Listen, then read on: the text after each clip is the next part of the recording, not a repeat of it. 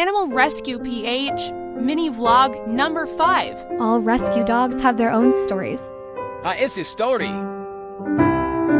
Nadaanan lang po namin.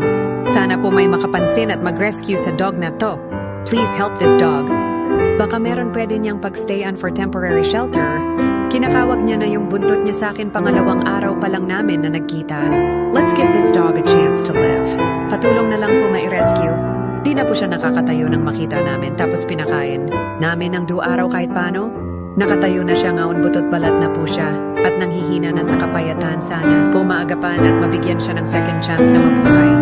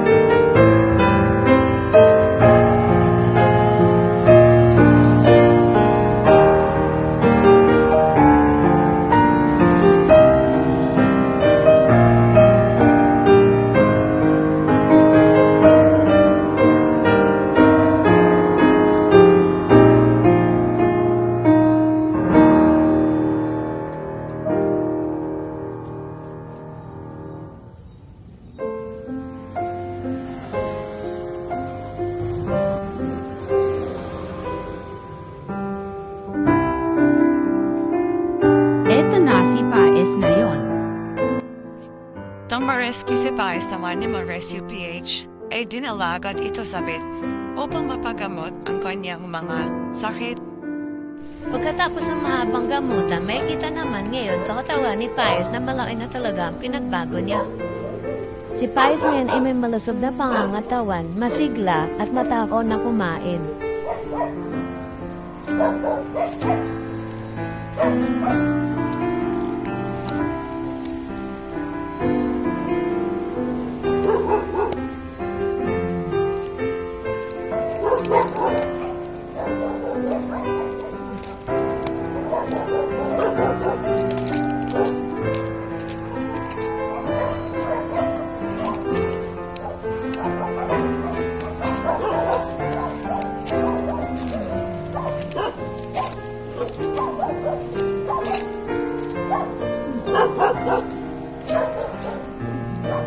Salamat sa pakikinig ng aking istorya.